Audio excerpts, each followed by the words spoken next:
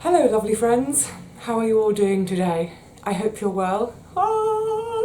Let's talk about growing some food, for goodness sakes. Here we are at the beginning of April. What can we sow and plant in April to feed ourselves with later on? This is the month when it all goes really crazy. Well, if you're in my kind of climate, I'm classed as zone 9B, I think. But I think generally everywhere now we're starting to think about all of these sowings. So for me at the moment, I'm just getting my notes. I keep having to, this is my little plan of the garden this year. I keep having to refer to it because there are a couple of little tweaks and changes this year, but also because I think really this year so far, I've really not spent a lot of time in the garden itself. I've spent quite a lot of time in the garden up here, but not in the actual physical garden. And as I was mentioning in the last video when I was rounding up my thoughts for March, I did finally manage a quick visit to the garden on the 28th of March, exactly 1 month after my previous visit. And I was kind of looking around and I was starting to think about what are the priority jobs, which beds do I need to uncover and get ready. And I stood there and I thought, I don't know where anything is going this year. My brain went completely blank. So yes, I would always recommend doing a plan. I mean, you can see it's really, really simple. Each bed divided into the 5 beds, what's going where, and then in some cases there might be brackets. I haven't even done that. Oh yeah, for instance, over here you'll see in brackets, it's the follow-on crop. So once the potatoes come out, what goes in. So I'm really glad I have my little plan. I also have little scraps of paper on my 2 kitchen pin boards, and it's really not very detailed at all. It's an at a glance sowing schedule for indoors and out. I mean, that literally is my sowing schedule for the year. You can see there's hardly anything written there. Generally I find, because I've been doing it for quite a while, I find that once we start to get into this time of year, around about April or so, I don't need my notebooks and my lists anymore. I've done it so many times and there's a kind of a natural rhythm to it. We start to take our cues from the light. It's quite a light day today, you can see. Oh, by the way, I'm not in the shed to do this today. I would normally be, but just because bear with me. Oh, those stairs kill me. Perfect timing, just when I was saying why I'm at home today, not in the shed. I've got an absolute mass of catching up to do here in the flat, including that was a parcel I'm sending to someone else, too heavy for the post office, so I've just had a courier come to collect it. Later on, I'm hoping, they tried to deliver on Tuesday, well they said they did, but I'm hoping to receive the new battery for my strimmer. It does my strimmer, my drill, my saw, all those things, you know, that tool that only has 1 battery. If you remember, you might not, you probably don't, but a couple of months ago, I've forgotten when it was, my brain is a mess, but the lovely Julie sent me an Amazon gift voucher, which I've sat on for ages, because I don't ever particularly need anything. And the other day I had tried to strim and it only lasted 5 minutes and I thought I really need a new battery. The battery I had was already a second-hand one and really, really on its last legs. So we may get interrupted again. But anyway, so seeds, what to sow in April. So first of all, excuse me, those stairs really do kill. I need to catch up on what I didn't do in March. And for any of you who didn't get round to it either, it's fine, we have time, none of us panic. So I will be doing a myriad, tons and tons of tomatoes. All my tomatoes, these are all saved seed. Never buy tomato seeds, just save your own. So there's a whole mixture here. I'm doing 1, 2, 3, 4, 5, 6 different types. I'll talk about those more when I do them. Also my celery, my own saved celery. Before I do these, one of the other things I need to do is get out my old paper pot maker. I need to make a load of pots. I've got a bit of newspaper ready, so that's one of those jobs to do. I can be busy all day, and then this evening, when I need to have a sit down finally, I'll make some paper pots. So yes, tomatoes, celery, that's playing catch up. The potatoes need to go in, that's playing catch up. Obviously I checked them in the shed the other day when I popped down, they're chitting away nicely. I had, at the end of February, I'd covered them in fleece because we were due some frosty nights. So they've been under fleece for a month. Fortunately though, light can get through the fleece, so the chits are all quite small, snubby stubby, great. So that's another catch up. I finally have some onion sets. So, just to say, after I'd had that rant the other day about organic gardening crapalog, they did eventually refund me the postage amount too. Quite right. But, you know, obviously I'm going to share that with you, that they have done the right thing by me and I've now had a total refund. Thank you. I have an order from someone else on its way. I think it might arrive today even. That doorbell is going to be buzzing and buzzing and buzzing. Wouldn't it be great if they all arrived at exactly the same time, so I only had to do the stairs once? Never mind.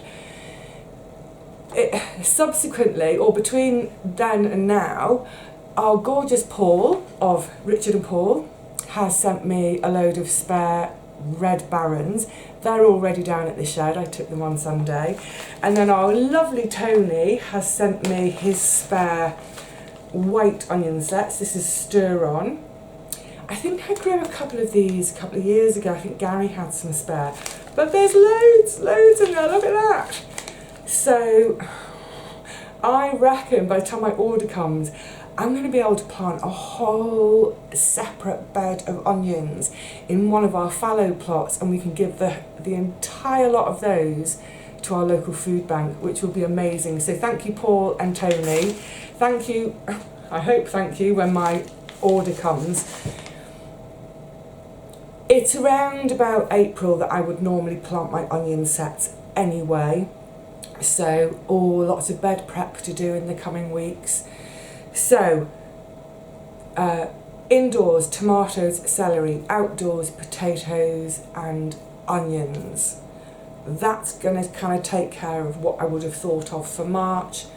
Let's get those done, underway, then I'm kind of back on track. As we go into April, and my goodness, it really is the month when, well, for me, I will do, I'm just checking my notes, I will do so many of my sowings, so many. Indoors, I will start my squash, all my lovely squash. I would, in previous years, I would also start my cucumbers indoors in April. However, I always end up with my cucumbers coming a month before my tomatoes, and I want them at the same time. So this year I'm going to try and leave my cucumber sowing until May to hopefully time them, cucumbers and tomatoes, to come together. If you're not bothered about that, then certainly get your cucumbers underway too. The squash and the cucumbers, the tomatoes, the celery, that will be it now with my indoor sowings. Everything else I sow from this point onwards will be in the garden, either direct into the beds or in pots that will go into the cold frame or in pots that will sit on the deck. So now in April I'm going to get on with sowing. Check your list, Vivi. direct in the beds, carrots and parsnips. Let's get our roots underway. Oh, and leeks. They can all be sown direct in April. Get them going. In pots, I will start a lot of beans, probably not until about mid-April. I could start them earlier and maybe have them in the cold frame, but then they may get going a bit too quickly. I want things to grow slowly, steadily, strongly. So I generally do my beans out on the deck, but that will be both my climbing beans and my bush beans. Towards the very end of April, I will then think about doing some of them direct as well, and I'm also including in that my chickpeas. So all the chickpeas, the coco de pampol, the rocancourt, or those lovely bush plants, direct in the beds. Some direct sowing of the climbers towards the end of April, but I found over the years that sowing the majority of my beans in pots on the deck, I don't want to jinx myself, I find that way means I get less slug attack. The things that I've sown direct in the past, I just seem to lose so much to slugs. So I'll do a bit of both, a bit of pots about mid-April, direct towards the end of April.